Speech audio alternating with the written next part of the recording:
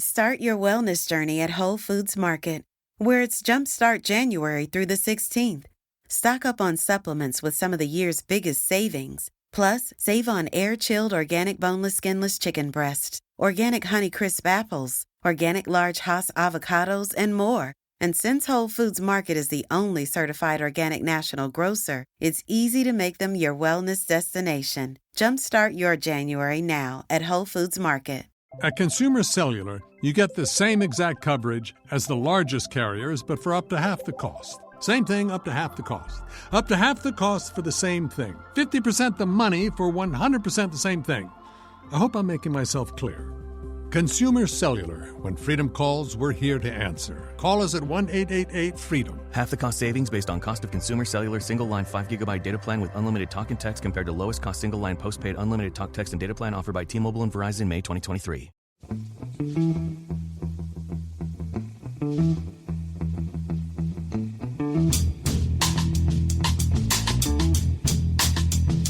Hello and welcome to The Price of Football, the show that looks at the money behind the beautiful game and wants to know where Roy Hodgson's knighthood is.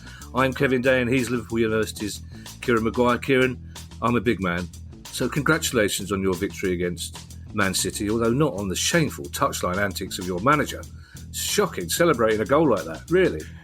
Well, I think he was so unused to it. It took him by surprise as well as it did ourselves and young Mr. Guardiola. Yeah. Yes, I've actually written to Pep Guardiola to commiserate with him and to explain what it's like to win at the Amex on a regular basis. So it turns out I'm not that big a man, Kieran. I couldn't just congratulate you. Later in the show, we will be hearing from David Webb, an academy coach and scout at many clubs, including Crystal Palace. But first, some news stories, Kieran.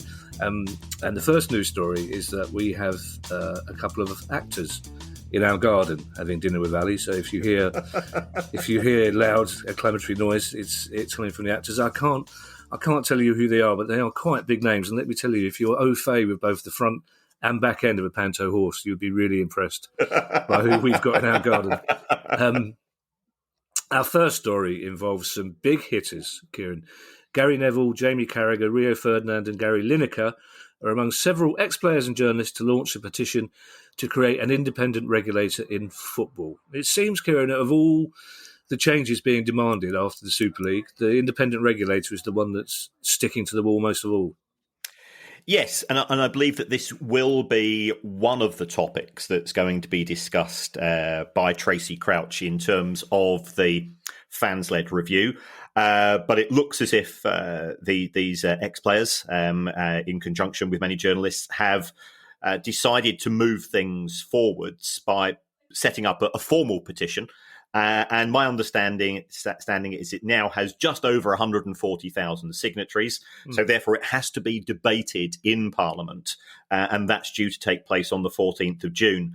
Clearly, it would add to the credibility of the petition if more fans want to sign it. You know, it ultimately is a personal choice. There is a map of the whole country which shows the intensity of signatories, and to no great surprise, the highest proportion of fans in any one borough is in Stretford and Urmston. Right. Which given Mr. Neville's background and Rio Ferdinand, isn't hugely surprising, but also sort of, there's plenty of major conurbations as well. So in terms of this issue of the independent regulator, I think it's potentially a step forwards. It's something which we've suggested ourselves historically, but it's not going to cure all of football's problems. Yeah, if people think this is an easy fix, and as a result of this, players' wages are going to come down, tickets are going to become cheaper, and you're going to have a more democratic distribution of wealth and trophies in the Premier League and elsewhere, that won't be the case. So it will, however, hopefully give a voice to those people who perhaps do feel somewhat marginalised, and by that I'm saying the fans. I read yesterday that Partick Thistle's fans, 97% of them have rejected the offer of a season ticket refund because they're fans, and they say, and we've always said, if you can afford to do it and you want to do it, fantastic. If you can't, your personal circumstances, whatever they may be, or you just don't feel it's right, then nobody's to criticise. But Ryanair, EasyJet, the hotel chains, they would give their eye teeth for this level of people saying, no, it's okay, we booked a flight or a hotel. You keep the money because we want you to exist. So that is an indication of the unique nature of football fandom and just how important the game is to people. So I think it's potentially a good idea. In my view, self-regulation has failed because we have three competing bodies in the EFL, the Premier League and the FA. The regulator, in theory, we've got Ofwat, we've got Ofgem, we've got Ofcom. Presumably, this will be off foot. We'll be able to in the theatre we have Offstage. Oh right. Yeah. We'll be able to have sanctions, and hopefully we will have more people's views taken into consideration. But the danger is that the person who gets appointed is part of the old boys network, and on the back of lobbying from significant vested interests, actually everything becomes very much watered down. So yes, I think this is good potentially, but I would just have a voice of a slight caution. It's not going to be a quick fix, and all of football's issues are not going to go away just because we have a regulator.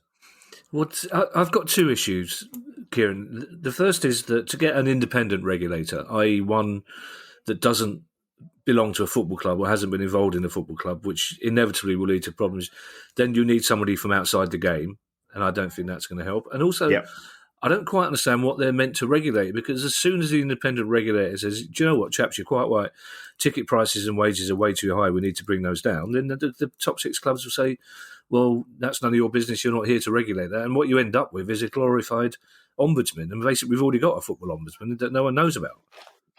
Yes. Yeah, you're entirely right. And that's part of my reservation. I don't see how a regulator can get involved in terms of individual contracts of employment or sponsorship. But there is the opportunity to ensure that we don't end up with some of the debacles that we have seen over the course of the last 6 to 9 months, where vested interests have taken advantage of COVID to pursue their own interests in terms of trying to have a power grab of the game, both domestically and on a European level.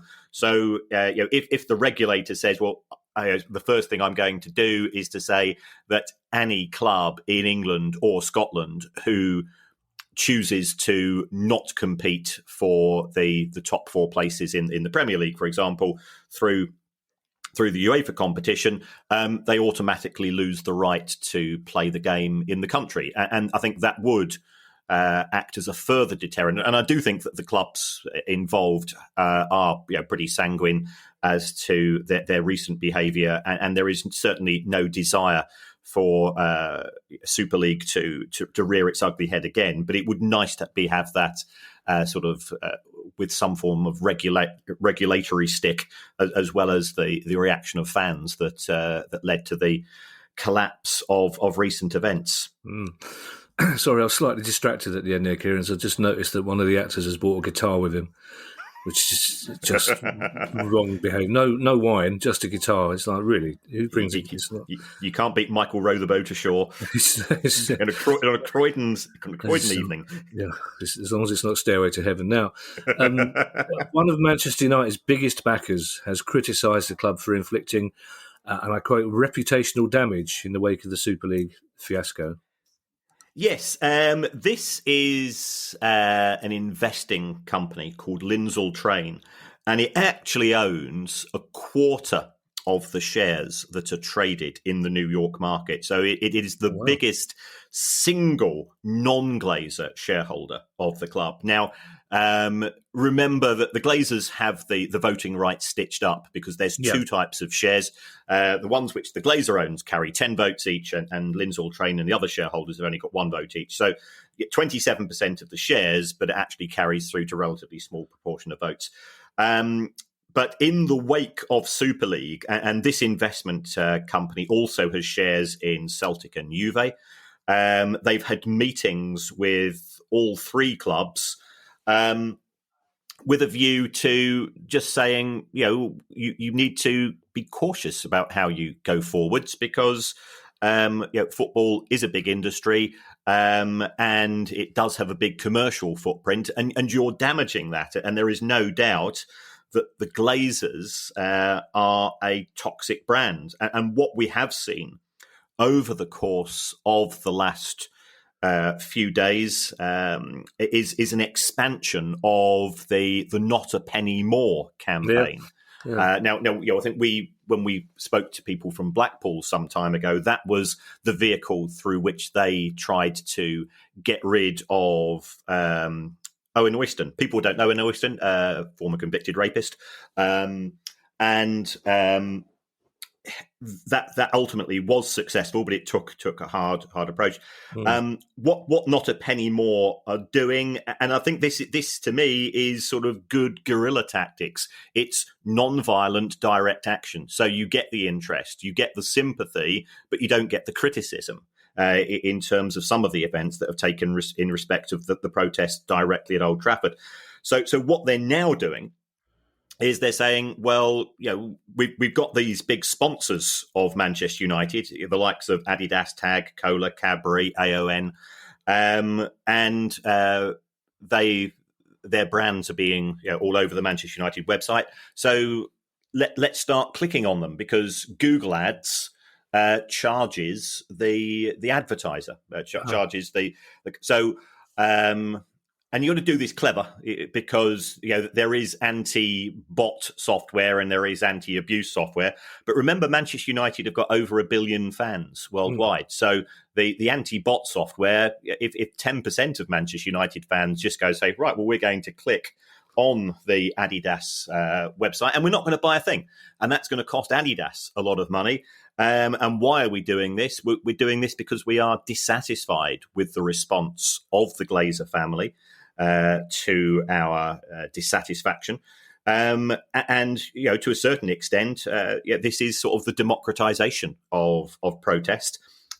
Ultimately, potentially the future of Manchester United is in the hands, or it isn't because those hands hold the mice of the fan base itself. So this is an intriguing one. I think that the people behind it are quite savvy. The brands are then going to turn around and say, we're a bit cheesed off with this Manchester United. Yeah. Perhaps you need to up your game. It's funny how club owners seem to forget that if a club like Man United have got millions of fans all over the world, some of them are going to be quite clever. And possibly as clever as you. But is this unusual? I mean, obviously, this investment company, I imagine, worried more about their share price than the ethics of the situation. But is it unusual for a minority shareholding group to criticise the majority shareholding group like this? It is in the sense of going public. I mean, there are communication lines that take place on a regular basis, but by significant minority shareholders.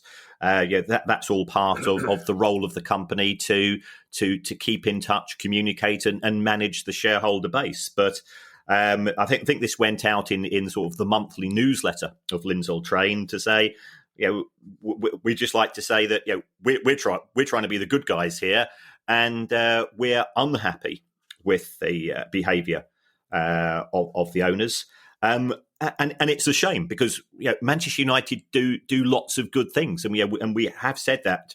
I think they're giving subsidised travel, I think, to the tune of £200 for everybody that's going to Gdansk. Yep. So they do some good stuff, but it will get relatively small attention because this type of campaign does get does go out on social media and generates a lot of awareness, and people think, well, it's not going to cost me much to do it. Manchester United are going to face an unusual backlash potentially. What was the name of that Polish town again? Gdansk. Bless you. I forgot to do it on Sunday. You mentioned it on Sunday. You forgot that I was really cross. Well, I mean, talking of subsidised travel, there are two stories coming out of Man City, one of which is brilliant and one of which couldn't be more symptomatic of the modern game, and they both involve fans to an extent, don't they? Yes. I mean, first of all, the good news, Sheikh Mansour has said that those Manchester City fans that are going to Porto for the Champions League final, the travel's on us. And you are being bussed in and bussed out. So, it is going to be a short trip. So, but all the same, it's that the prices are not cheap. There is a good relationship between the owners and the fan base. Because there is no doubt that. The Abu Dhabi owners have made a significant difference to what we've seen on the pitch. It doesn't guarantee them winning every single game, but the odd meaningless end of season game they struggle with. Exactly. Especially when a player is wrongfully sent off for no reason at all. Well, no, I believe the fans got him sent off. According possibly, that's the theory. Yeah. The 8,000 people synchronised tutting at the Amex. That put the pressure on Stuart Atwell, I can assure you. I should think just the sound of 8,000 cappuccinos being put gently on the floor would be.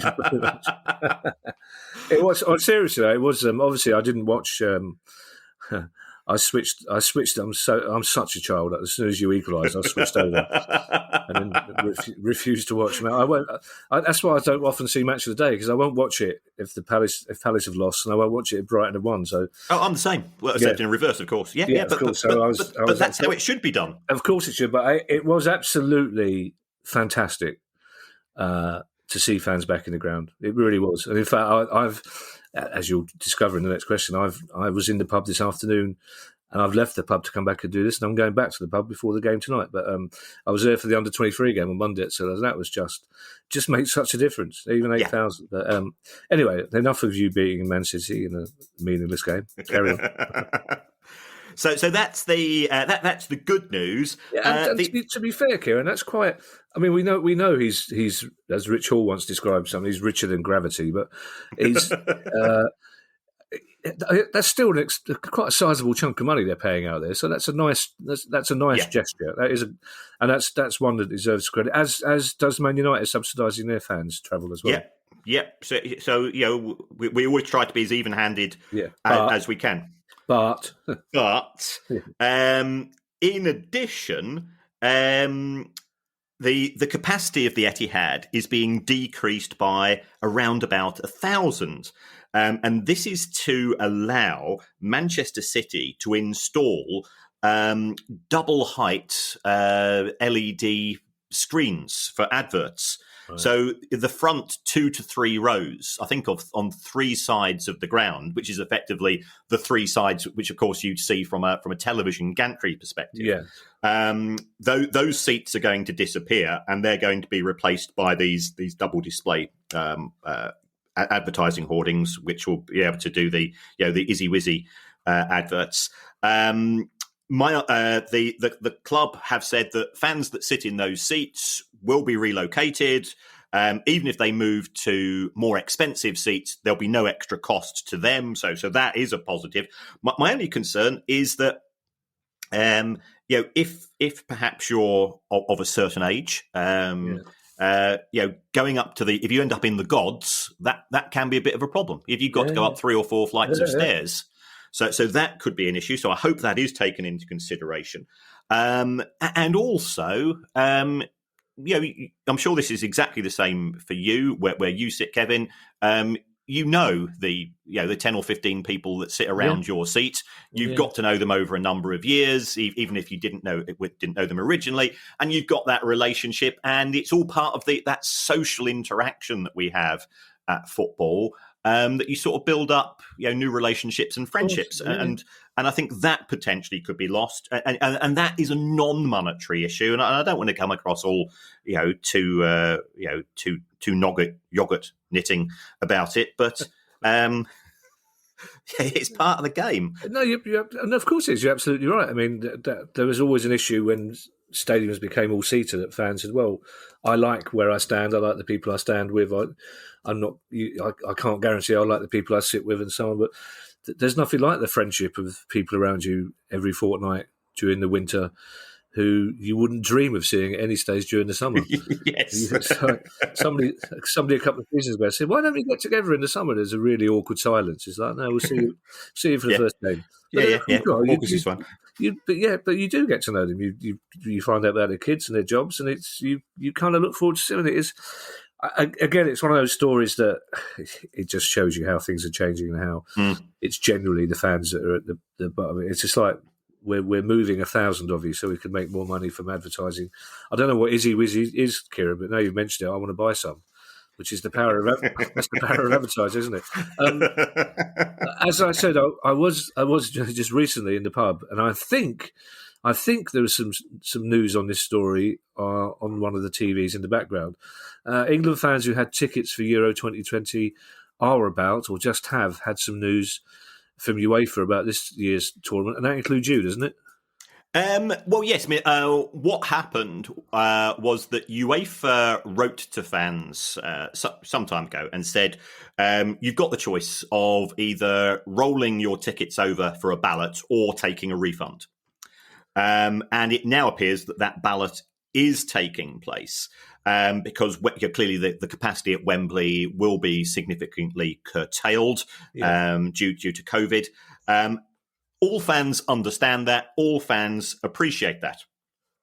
What grinds our gears is the fact that it now appears that hospitality packages are being offered which guarantee you tickets. And if you want to go and see England's 3 Wembley group games and the round of 16, which they might be in, which they might not be in, it's going to cost you £7,200. Holy mother, really?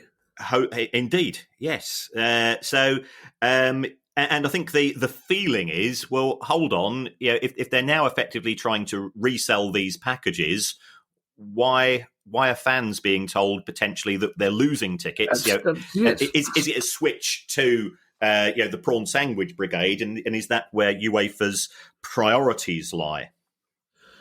So does this mean that people who bought tickets 2 years ago now, pretty much, could possibly miss the game, and somebody who bowls up with a new package could actually pay that money and get a ticket?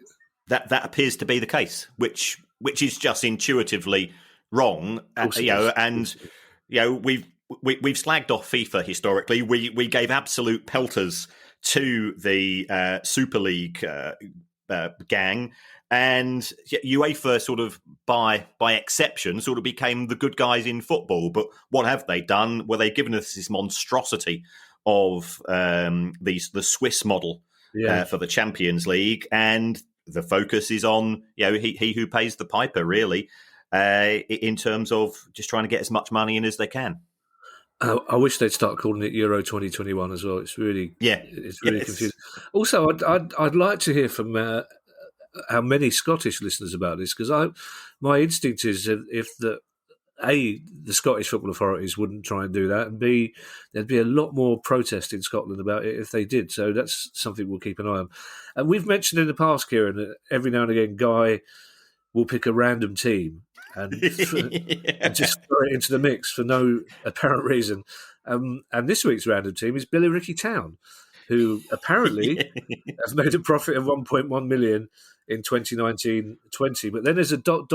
which is sometimes Guy's clever way of saying there may be more to this story than meets the eye. Yeah, well, I'm quite happy to talk about Billericay because You are. I know you are. I've got a pub to get back to. Mainly because I was a big fan of Ian Jury, and it reminds me of Billericay Dickey. Fair enough. You can get rid of that now, by the way, apparently. Penicillin, is it? Yeah, it used to be yoghurt. I guarantee you Martin Sir will mention that in his review of this pod. So for people not familiar with Billericay Town, they were acquired, I think it was in about 2016, by a gentleman called Glenn Tamplin, who was successful in his own line of business, decided to buy a football club, and he signed Paul Konchesky, Jamie O'Hara, and Jermaine Pennant. Yeah. Footballers, I think it's fair to say, were not necessarily at the peak of their careers at the stage they were bought, and also had by that stage most of the time the references to them tended to be on the front pages of newspapers rather than the back, for various nocturnal related activities, and that didn't work. Billericay Town lost a lot of money on the back of that. And then Glenn Tamplin, I think he made himself manager and then sacked himself. It's one of these fantastic tales which, it deserves its own documentary. Yeah. And then he sold the club, which was a cause for concern. And he went out and he bought Romford Football Club. And on day one, he sacked the manager, appointed himself manager again, and signed 15 players. So it's perfect lunacy. If you think that Apple have got their crazy football program, well, this is nothing on this. Yeah. But Billericay Town published their accounts, and it looked as if they'd actually made £1 million in profit. And I was going, blimey, O'Reilly, perhaps I've been harsh on them. And then I thought, well, it's time to check the small print. And it turns out, and fair play to him, that Glenn Tamplin actually wrote off £1.8 million of loans when he left the club to actually leave it in a slightly better financial situation. So give him credit for that. He's always been very entertaining. Sadly, he's not been tweeting recently. Which is a shame because it was never dull following this account. This final story, Kieran, I have a soft spot for Hibs. I'm happy to admit that. No one should ever support more than one team, but I do have a soft spot for Hibs. So this story is really, really annoying. Yes, Hibernian, and I'm quite keen on Hibs because the Baroness is from Edinburgh. Uh-huh. And much to my chagrin, yesterday before the match, she advised me that she'd just quit her job because, in her words, I've had enough of effing Microsoft Teams. So she chose to tell you that just before kickoff. If she'd waited till the final whistle, you wouldn't have given the flying monkey. Absolutely. Yes, yes. Leave the job. That's fine. Okay. But they've signed a strategic partnership with the side that beat Manchester City in a meaningless match at the Amex, according to some. I've never known you so full of yourself. You really are bullish today, aren't you? It's 1989 since we last beat City in the league, so I've waited a long time. That's true. Fair point, yes. This and I think this type of thing could take place on a more regular basis going forward. Certainly, there have been some issues in terms of Scottish football in respect of potentially allowing Rangers and Celtic to put their Colts team into the 5th or 6th tier, and that has provoked a reaction, some positive, some negative. But the potential benefits of something of this nature would be to allow clubs to have closer communication, to have consistency in terms of player development, pathways.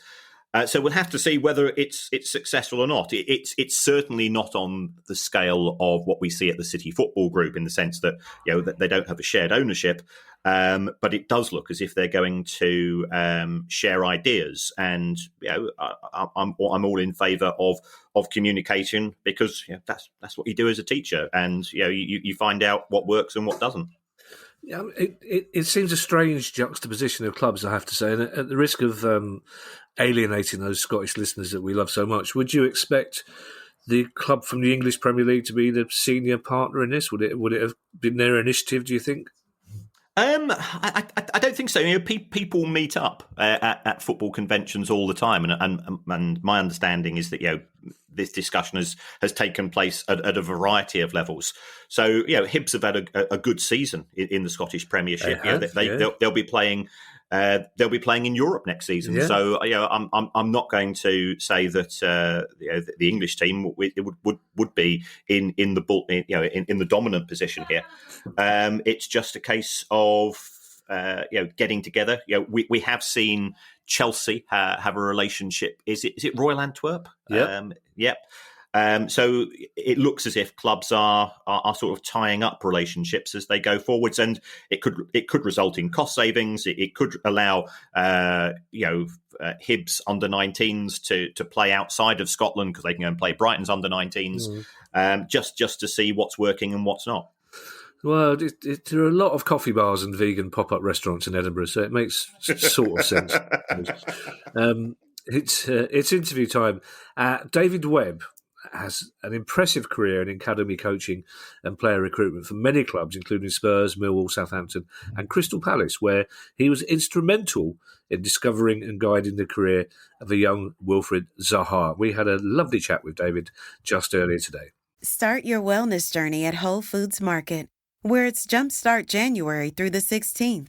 Stock up on supplements with some of the year's biggest savings. Plus, save on air-chilled organic boneless skinless chicken breasts, organic Honeycrisp apples, organic large Hass avocados, and more. And since Whole Foods Market is the only certified organic national grocer, it's easy to make them your wellness destination. Jumpstart your January now at Whole Foods Market.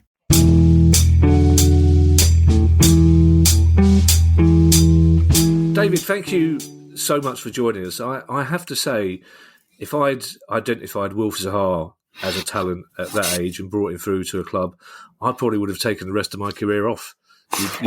You've done enough then, haven't you?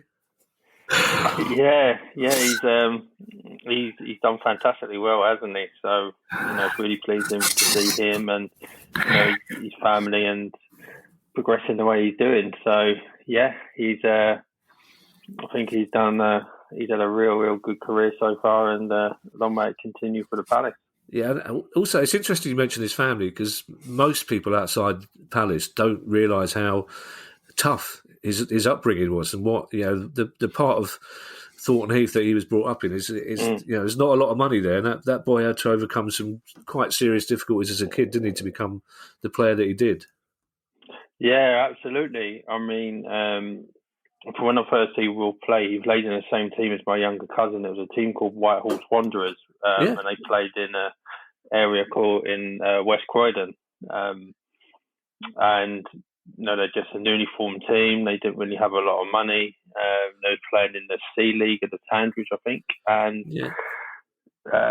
they, some weeks I remember the team, because I was at Crystal Palace at the time. I remember my little cousin saying to me, we didn't have goals today, or we didn't have, no one had the right kit, or some players couldn't get to training to the games on time because of, someone had to pick them up, or so. And he probably lived about 3 roads away from Wilf, and it wasn't a great area to be sort of brought up in, but it was a good grounding for him, because it was a tough area. It was it was quite tough on the family at times, financially and stuff. But Will persevered, and I think that sort of mentality and that attitude that he had as a very young player, he's taken that all the way forward.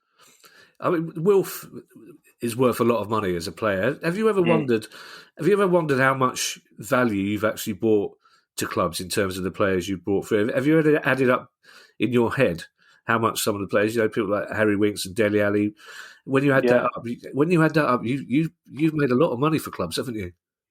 Yeah.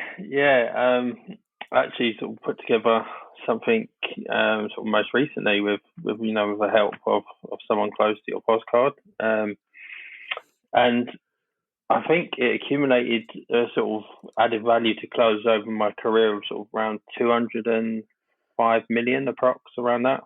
Wow, that's brilliant. Do you still use the word scout? I was looking at your CV, David, which is very impressive, and I noticed at Southampton you were called the 15 to 21 talent identification scout, but at Spurs you were head of elite potential identification. Essentially, do you still refer to yourself as a scout though? I think scouting is always going to be a big part of whatever role I do, because it's something I just love doing. I love discovering new talent. So whether my role is a sporting director or a similar role like that, or something to do with recruitment, I would always go and scout players when it comes to sort of making decisions of when we're going to sign them, because that's a sort of part of the role.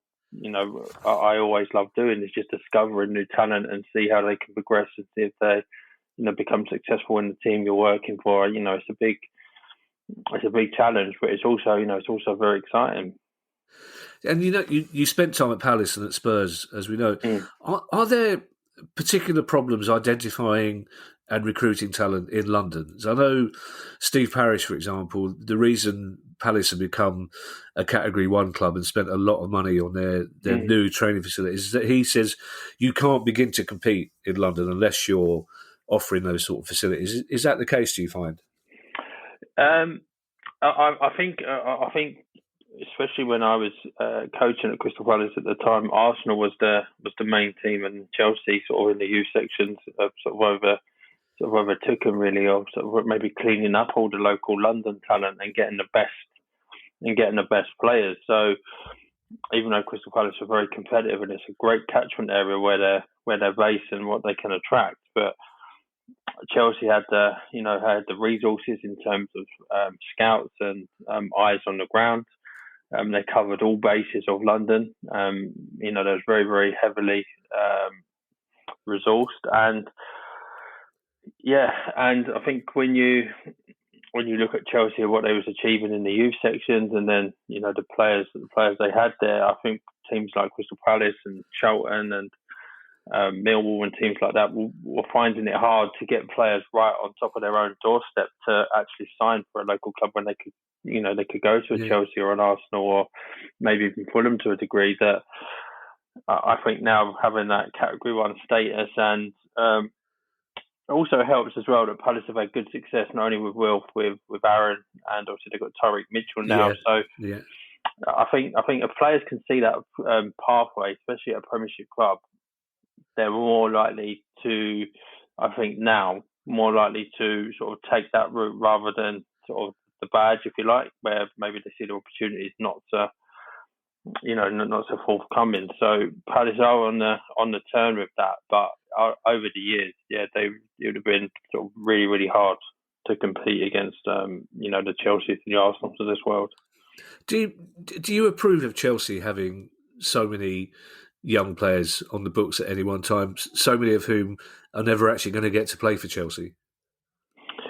Yeah, they've got an interesting model, Chelsea. They do like to recruit the best talent, and sort of recent times they've had some good sort of players. We've lost Cheek and Mason Mount and Reece James coming through, and Gilmore as well, who they got from Rangers. Before that, they went for a lean spell where not many two players were coming through, but they had the model where their best talent was they have relationships with clubs in Europe and other Premier League clubs to get them out to try and accelerate their progress, if you like. So there was arguments for and against that model. Obviously, they're not getting the opportunity maybe at their own club, but they're getting first team football at other clubs. So at a club like Chelsea, where you can financially compete to buy the best players for your first team, opportunities do become really, really hard for the younger talent. So that's why they set up this system where they could have 20 to 25 players out on loan at various clubs across the UK and mainly Europe, just to see where these players could land. And some have come through that system. Players like Christensen, he's playing regularly now for Chelsea. So and some have had to, like Nathan Ake, have had to seek different routes, but have still, Chelsea would still say arguably, but they would produce a centre back for Man City. So it's pros and I think there's pros and cons for that one. Yeah. Before we talk specifically about some of the things you've done in your career, you've got a master's in sports psychology. Does that sort of underpin everything you do in football? Do you use that knowledge and experience in just about everything you do as a coach and a recruiter and a scout? Absolutely, yeah. It's always been sort of a keen subject of mine because, excuse me, when I was sort of in the younger stages of my career, when I was looking to sort of progress onwards, I could see the game probably back in 2008-9 changing to more sports science and becoming a little bit more data-led. And I was always fascinated with psychology and human behaviour and sociology side of things. I wanted to find a way to combine that with football. And, I'd done my coaching badges, my A licence at the time, my academy manager's licence. And there wasn't, at that particular time, I was still finding things that I could look to improve. And when I went to Germany to do my academy manager's licence, I did it by Leverkusen, where you had to do a study visit for sort of 3-4 days to see how the club was run and see the business structures, the academy structures, and how how a European club was run compared to the English system. So, and I never really sort of realised the strength of that, the psychology, how much it was valued in football until I went to Germany, because they actually, as part of my study visit, they got me to do scouting for their sort of an under-16 tournament, and when I did that for them, I didn't have no knowledge of the under-16 players in Germany at all, but I just wrote what I saw based on the day, and then I wrote obviously your normal observations like the technical, the physical attributes, some little bits of tactical, and then I started to go more in depth about sort of the characteristic side of the game. And it was when I come back after that day of scouting, it was sort of Rudi Voller who said to me, he was the sporting director. He said, "We've never seen this before, where an English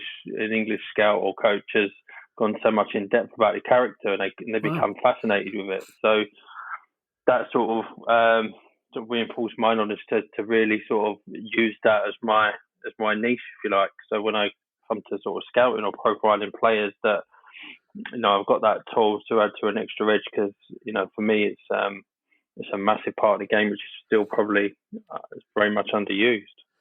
So does you say it's a massive part of the game, and obviously football is getting more scientific now. Does that mean there's still any room left for sort of instinct or gut feeling, or you just look at a player and you suddenly think, well, never mind the stats, he just looks like he's got it?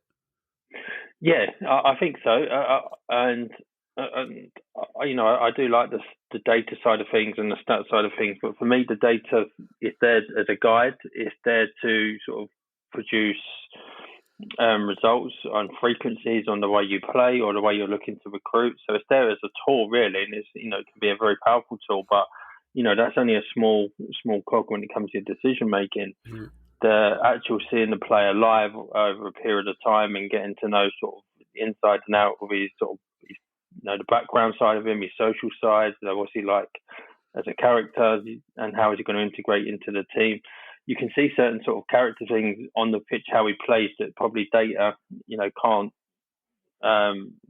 show. So that's still a key skill, because especially for the managers that I've worked for, that they see the dressing rooms as quite sacred. And I've heard Guardiola speak about that recently. Yeah. So it's still a massive part to play, and to get those little extra character bits right, in terms of you're going to pay sort of quite a lot of money for a player, for me, it's invaluable.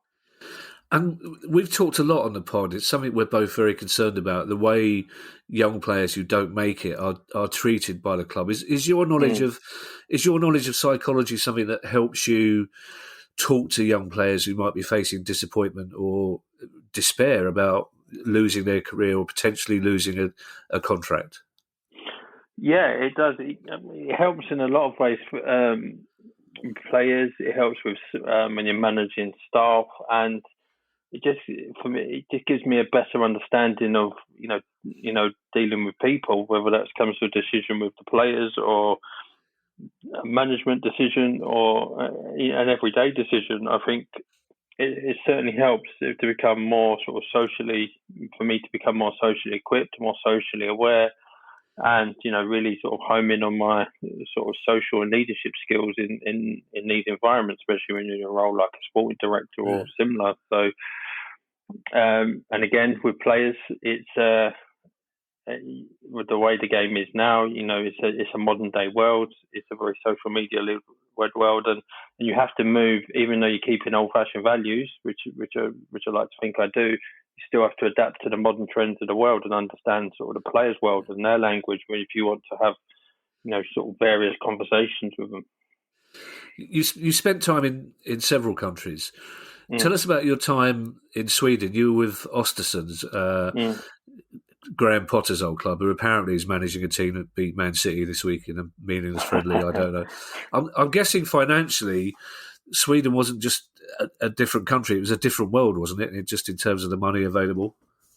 Yeah, and I really enjoyed that experience because I think it was about maybe sort of 7-8 months or so since I departed from Tottenham, and it was a chance.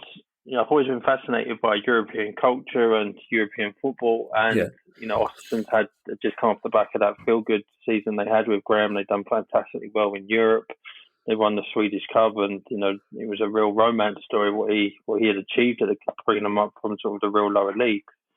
And my experiences when I went there, it was like going back. It's like going back to basics in a way, because the facilities obviously were very basic, but again, it was a very humble club. The Swedish mentality was that no one is better than no one else. The budgets in terms of what you could recruit players for and staff and what I was used to working with, it was like night and day. So it gave me a chance to sort of, rediscover sort of some old values, and I enjoyed the challenge of sort of going back to how I first used to scout, because a lot of it, there wasn't a lot of sort of data information, there wasn't a lot of resource. So again, it was sort of going back to sort of old-fashioned scouting in a way, and doing things that I probably did when I first started my career. And I really enjoyed that, because sometimes it's good when you work, when you worked at a club like Tottenham, you've got unlimited resource, unlimited data, unlimited staff. You're seen to compete on the, in various ways, Champions League, league titles. To go back to that, I really enjoyed that experience. You mentioned earlier what Rudi Voller said to you, and I was interested to hear you say that you're fascinated by European culture. Do you find that the Europeans are surprised still when an English coach turns up to learn from them? Because we still have this sort of reputation of being quite insular, don't we? That we know what's best. So, are they surprised when you turn up and you're happy to learn from them? Yeah, they are to a degree, because historically, if you look, there's not been too many English coaches that have gone abroad and been successful. You can probably name sort of a handful that have done that, and staff to a degree. So yeah, they've always.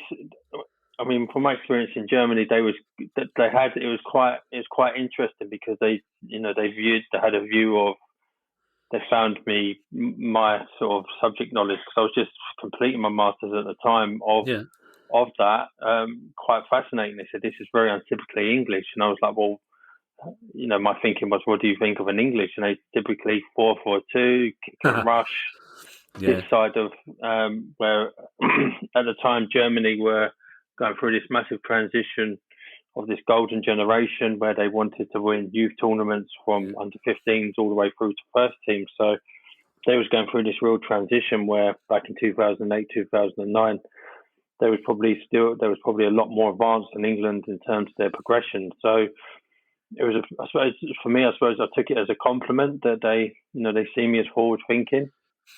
Yeah. It's amazing. I mean, Germany had one bad World Cup, didn't they? And they just said, right, what went wrong? Let's fix it. And it's something that we've never actually properly done in English football. But I've got a few friends who listen to this pod every week, and they always ask me who the guest is going to be. And when I said that you were coming on, two of them said, "Can you ask him this question?" And no one seems to know what's the difference between a sporting director, a director of football, and while we're at it, let's throw in a head of football operations. Are these the same word for the different words for the same role, or are they very different roles? I think there's slight variations of them. So I think the sporting director's role has evolved from what it used to be. It's a very European structure. Yeah.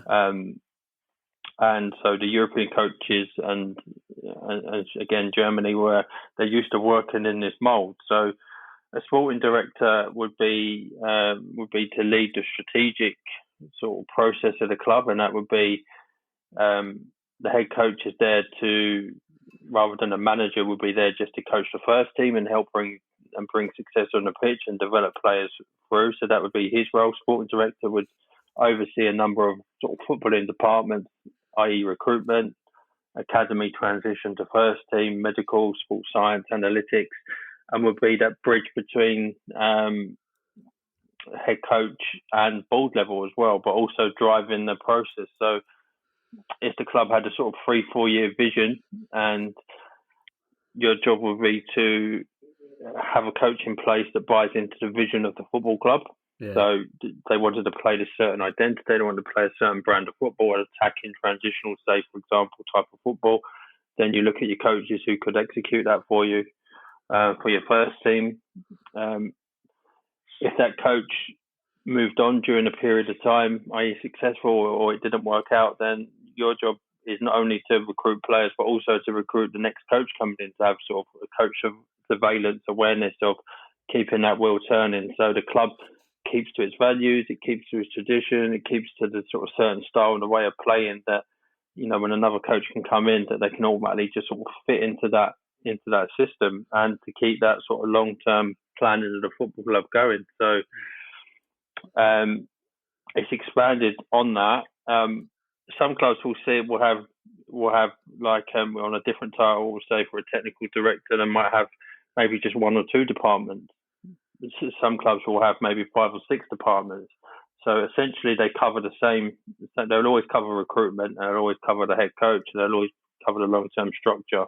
But just in terms of leading different departments, that could be under another umbrella. But that would be the main process that what a sporting director does. So it's the long-term planning of the football club. Two questions before we go, David. You worked at Southampton, at Millwall, at Palace, but I think fans of all 3 of those clubs would accept that the biggest club you've worked at is Spurs. Yeah. And while you were at Spurs, you not only did you help integrate Dele Alli and Harry Winks into the first team, you also played a part in identifying Son Heung-min as a transfer target.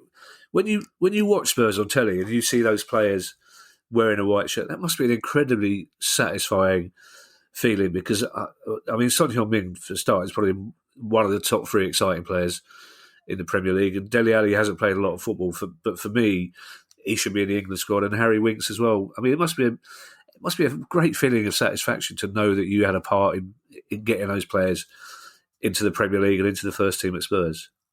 Yeah, absolutely. It's always nice when you see, especially younger players like Harry and Dele. And Dele came from Milton Keynes, and his expectations was he wanted to come straight into the first team, where we actually bought Dele, and the initial plan was to, come from MK Dons into Tottenham, let's look at his long-term plan, maybe he needs a loan to a championship club. But Dele had such a fantastic attitude and and a desire. He wanted to prove himself around the first team. So we spoke with Maurizio and said, we need to give him a good pre-season with yourself and see how he progresses on there before we make any decisions. So, and he proved everyone right, because Maurizio was saying after 2 weeks he's not going anywhere. He's staying in my first team squad. So. Wow. And Harry as well. It was because we had such a good relationship with Maurizio and John McDermott, the academy manager. It was good so sort of my role was to help sort of facilitate transition some of the academy players into first team. And Harry Winks was a player that Tottenham we felt that would fit really well into Maurizio's style of play and really take on sort of that deep learning curve as well. That because Maurizio is an excellent coach and a teacher and an excellent person. So. Harry took to that sort of transition really well, and with Song, I was so pleased for him, because when he first came to Tottenham, he sort of struggled a little bit with in terms of the transitioning to English football, a little bit with the language, and the fans, took a little bit of time for him to settle in and the fans to get used to him. But what he did have was incredible resilience, incredible work ethic to continue to improve. Every day in training and continue to sort of learn and integrate himself within the areas and the Tottenham team, the environment. And I think some players can, when they get this challenge in front of them, can find it extremely difficult, where some players like Son can take the challenge on and really flourish. And it's very pleasing to see all three of them doing really well. Yeah. And you know what I particularly like about Dele Alli and Harry Winks as young players, as I've met them both, is they're not big. They're not big, stocky, chunky lads. And for me, that was sort of proof positive that we had a 20-year period in English football where if you weren't physically strong and muscular, you weren't going to make it in the first team. And I think it's so much better now when players with talent are being brought through rather than just big, strong, athletic, box-to-box runners. Yeah, absolutely. And I think that's a testament to sort of how the game sort of evolved, and maybe sort of some of the influence of sort of foreign coaches that have come in. And Maurizio was, with some of his key characteristics was he did like athletic players, but it didn't necessarily mean that they have to be sort of 6'4" and, really built, muscularly built and heavy strong. Yeah. So it was more the athleticism in terms of transitioning, sort of the technical and the character. Those were the three bigs for him. He wasn't sort of, depending on position, of course, but he wasn't, he didn't have a preference on size, as long as they sort of had those traits of high quality. That's, that was enough. So it is good to see players come in, and you can see the game changing into that as well, where that's coming back, where you see some sort of leaner profile players like the Phil Fodens and the Dele Allis and the Harry Winks that can play at this level, where, they don't have to be, like you say, so muscularly built.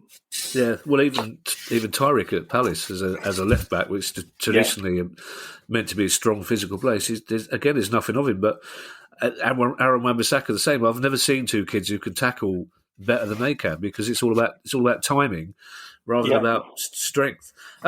Before we let you go, David, it's been really interesting to talk to you. What's next? Can you tell us what's next for you? What your next job might be? Where you're off to? Do you know? It hasn't been sort of nailed down just yet. I can't really say. Obviously, some of the clubs have been talking to for confidentiality reasons, but there were sort of two clubs in particular.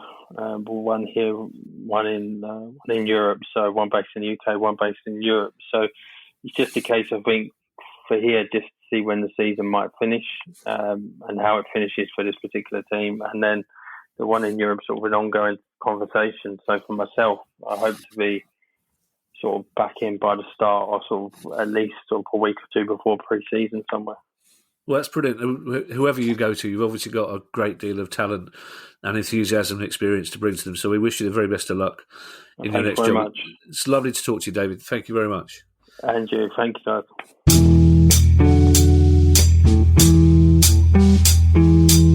It's interesting, Kieran, isn't it? I asked him the question. It only takes one player to make the first team, and someone like David has earned his wages right there and more, hasn't he?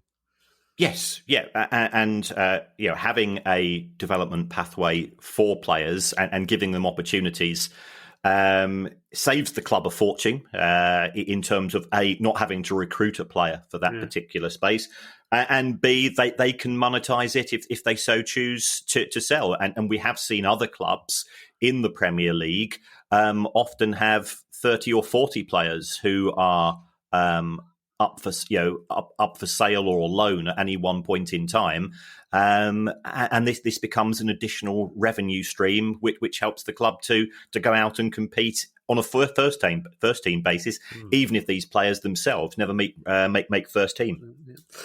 Thanks to everyone who's become a patron of the pod via our Patreon site this week, including Mark Silverstein, Simon, Andy Gale, Tom Shelley, David May, Andrew Ross, Colin Wilson and James Wilson. If you'd like to make a small weekly contribution towards our always free to air podcast, then go to patreon.com/Price of Football. And if you have any questions at all for our next pod, which is Monday's questions one, any questions about the world of football finance, it's questions@priceoffootball.com. And as ever, I shall hand you over to the cock-a-hoop over the moon. Smile as big as an elephant. No, it's not as big as an elephant, Si. That doesn't make sense. Very cheerful Kieran Maguire to say goodbye. Well, thanks again, folks, for your feedback. If you're enjoying the show, if you can follow on the Apple or the Spotify icon on your phones and give us a review. Just tell us what you think we're doing right, give us wrong, give us 5 stars. It does help producer Guy. We are trying to get as diverse a bunch of guests from different areas of the game as possible, and it just makes us look probably a bit better than we are in reality. But it certainly helps us when we're talking to people in the game. Thank you. The Price of Football.